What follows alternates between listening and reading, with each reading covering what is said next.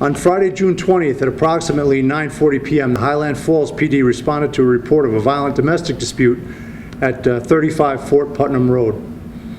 Upon arrival, officers knocked on the door repeatedly. A male who was apparently injured opened the door, walked past the officers, and the officers also observed a person later identified as Junko Salters, age 62, apparently critically injured on the floor of the apartment. One officer attempted to pursue, who was later identified as Leonard Salters, age 51. While the other officer began to render life-saving efforts to Junko Salters. Both officers ultimately continued life-saving efforts, and approximately 10 minutes after their arrival, Junko Salters was transported via ambulance to St. Luke's Cornwall Hospital, where she's pronounced dead. Her visible injuries were multiple stab wounds. At that time, the Orange County DA's office, the New York State Police Forensic Identification Unit, Bureau of Criminal Investigation, and Major Crimes Units also responded.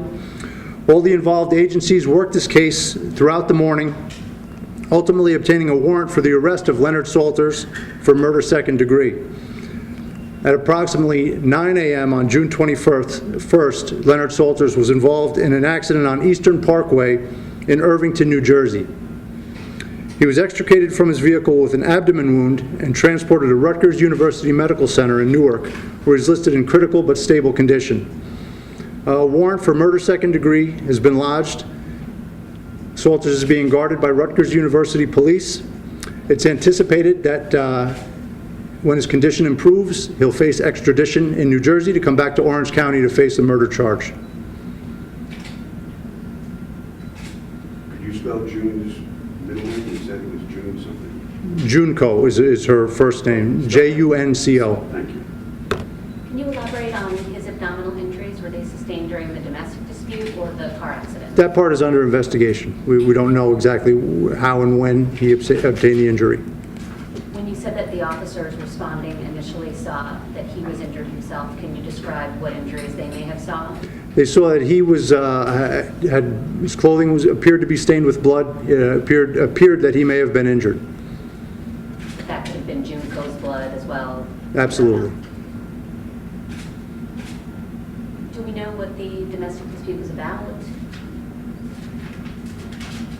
Only that it was a domestic dispute that they were arguing. As far as the specifics of what they were saying back and forth, we don't know. Was there any alcohol?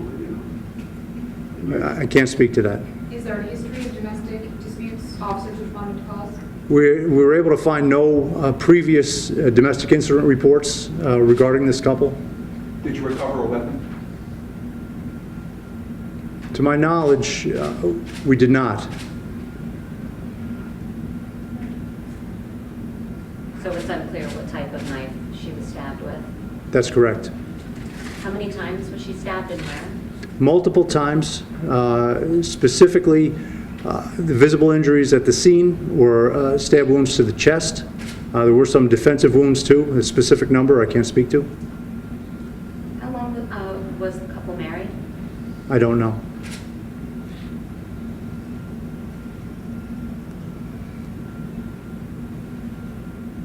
Was there any indication that the police had paid them a visit before? There had been other calls to that residence? A history of calls to that residence, there was not.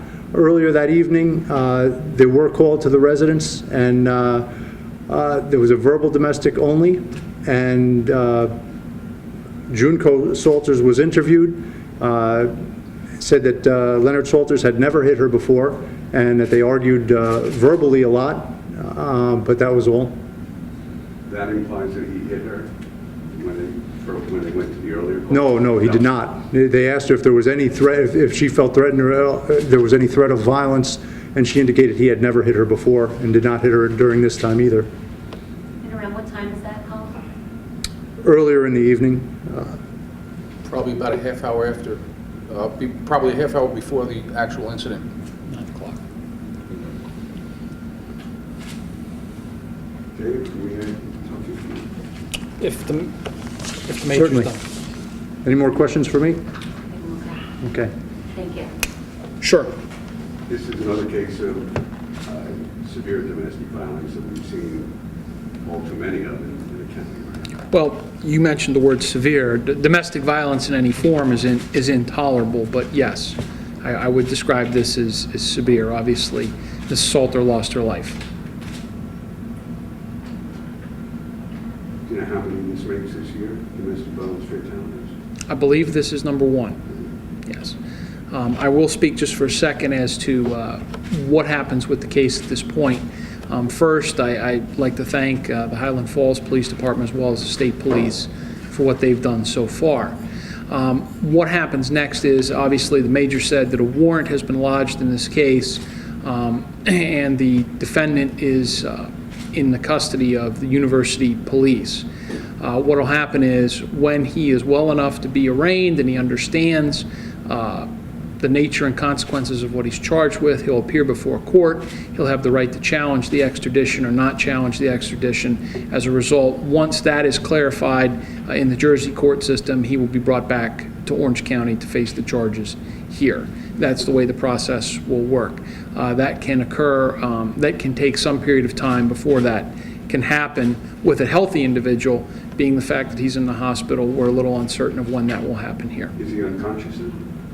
I'm unaware of his medical condition other than he's admitted to the hospital. And how far is Irvington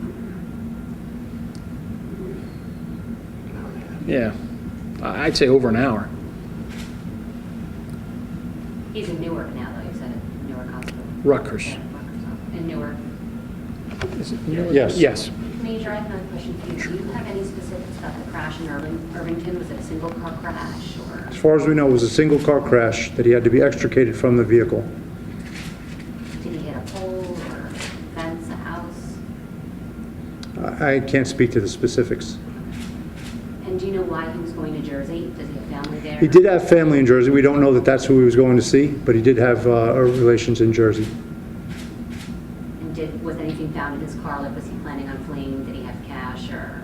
I don't have that information. I think the key point to remember is that the investigation is ongoing and continuing.